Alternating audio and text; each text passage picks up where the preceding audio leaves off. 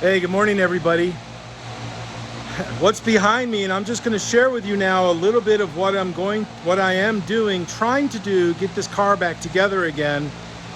And it's kind of strange because I'm holding the phone, the iPhone 12 Plus Max or Max Plus, holding it in a portrait position, reverse camera. So I'm consciously looking into the camera versus looking at the phone itself, because looking at the phone itself, it brings my face way over here. It appears my eyes are looking up in this direction, which I'm really not. So let me just give you, I like to make videos when there is a subject of interest that might be 3 or 4 or even more layers of the onion deep of tasks and procedures that you have to do it correctly with no problems,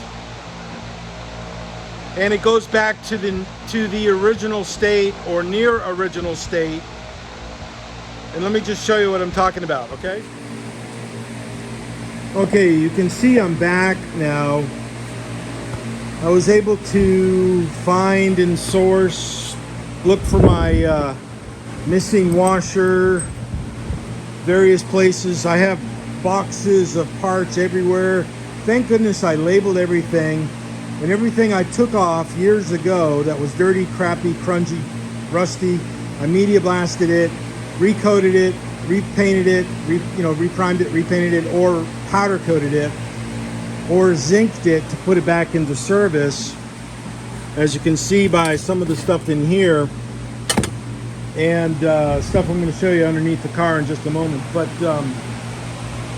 what my task is of course I want to get this thing back together. I want to get this rear end mounted back in the car,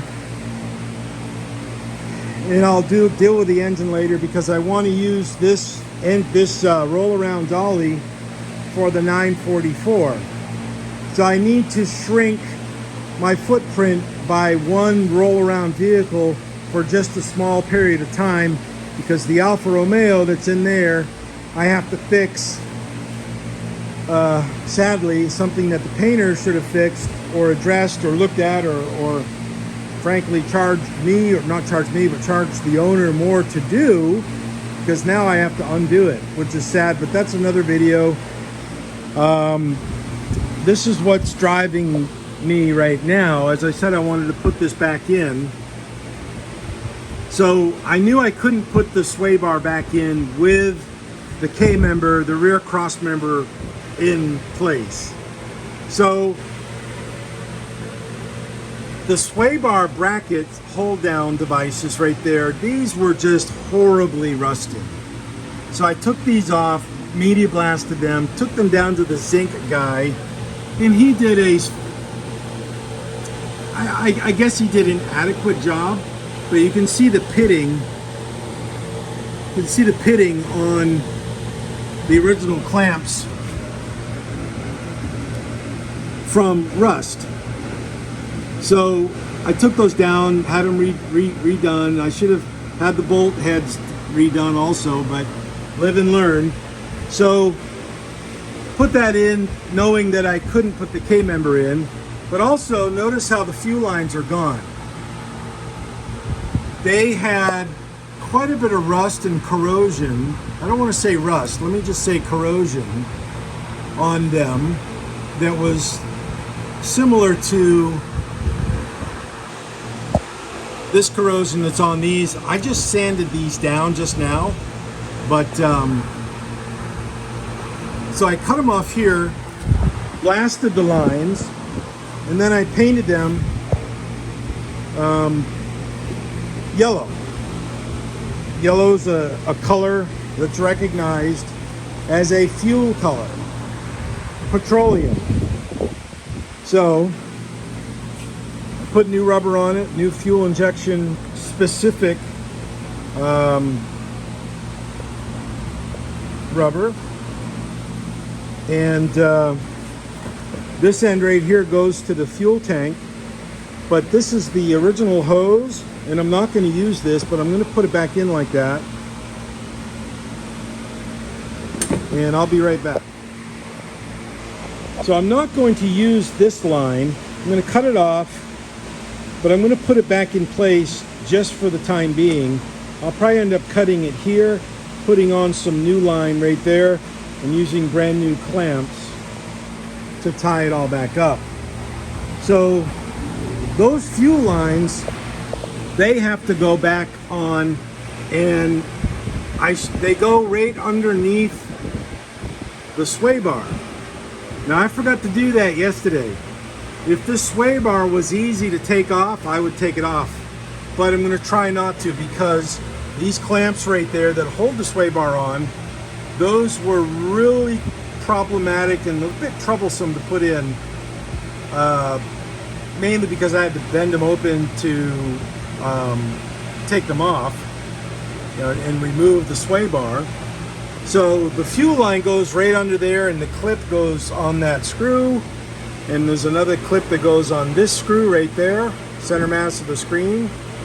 Okay, and I have the clips right here. So I'm going to put those on and then put the K-member back in it. So there's like a couple different layers, couple different levels,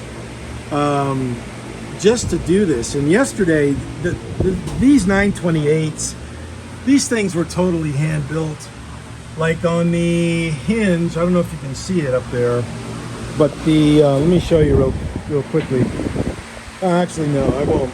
The hood hinge, I had to shave off one of the bolts to get it to go in, because the HVAC ducting was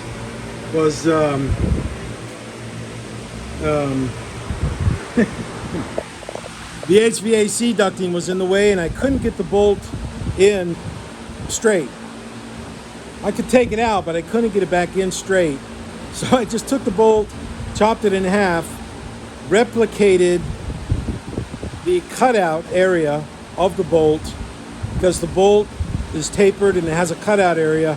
The hood bolts and the hinge bolts are the same. So I replicated that, made it a little shorter, and put it back in, and it went in fine, easily, good to go. These cars, multiple layers and levels. Like underneath this bracket that holds the lower trailing arm in place, the fuel line goes right under it, or right on it, like here. It goes in between this and the body. And a lot of work, a lot of it's just multiple layers and levels. And you can see I crudely painted some red up in there.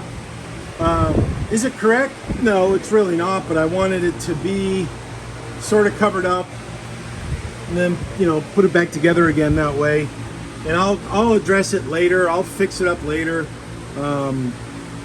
when I get a chance to do it. I just want to get this thing back together again as much as possible, and then take it from that. So one thing that I am glad I did do is take a lot of pictures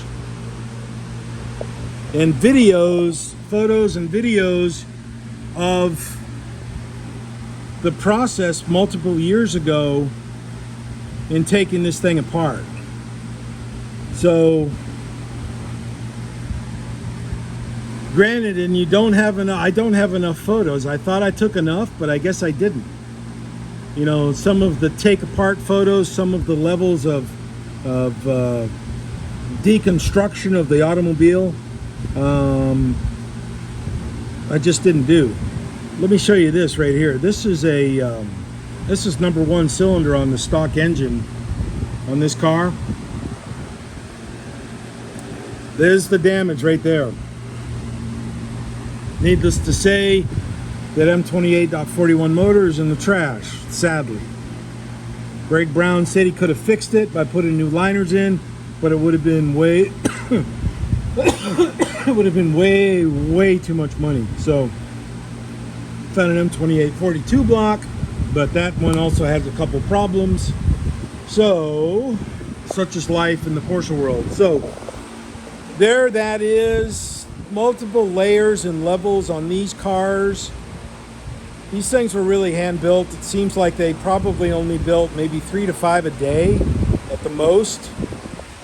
I don't know. I don't know that for sure, but I would guess that would be about the right speed of build on these cars. Back in 1991, right after getting back from Desert Storm, early 1992, I secured an apartment in Zuffenhausen, Stuttgart, Germany, right next door to the Porsche factory. So I used to walk in there, and I speak a little bit of German, walk in there, walk as far as I could go before I would be intercepted, and they'd be like, hey, what the hell are you doing here? But it was kind of nice being able to go to the canteens in the local neighborhood, talk to some of the employees that were building these cars back in the early 1990s. So I have a video that I made, and I sadly didn't capture enough. I didn't capture enough of me with the 8mm video camera walking into the Porsche factory, going to the museum, this is before they rebuilt it, walking back into the back sections. I didn't capture that because I didn't value that. I didn't esteem that as something to have future value. I wish I did. I did capture at the beginning of that video me walking in, and some of the workers were carrying out a roll-around rack full of door skins, 928 door skins, the outer door skin. I thought that was cool. I recognized that as a 928 door. Also parked in the parking lot in 1991 or 1992. Zuffenhausen was 5 or 6 928s that were tagged. German people owned them, drove them, probably Porsche people, but it was kind of fun. Little did I know, some 30 years later, I would be, deeply involved in these cars. So, anyways, gotta go. Cheers. Bye-bye. You see before you. Well, I had to remove the sway bar like I thought I would to install the fuel line. Also, I noticed that the clamp itself that holds the sway bar in place has that lip to latch on to the other side of the clamp, which makes it so much easier when you lock it in place and then install because they it. had built the momentum and had attained great confidence. Therefore, all requirements were hand ready for further use. But in most instances, they allowed So there we go. and often hatred condemnation to enter in, which shut and locked the door to further progress. Now let me assure you. Now I just have to, after lunch, put that thing in. The sway bar's in, the fuel line's in. Install that thing, and then I'll fasten some kind of a wire or coat hanger here. I'll put the linkage on it. I'll put Hans Servas's new shifter mechanism on it and install it. Choose. This direction be coupled with the desire.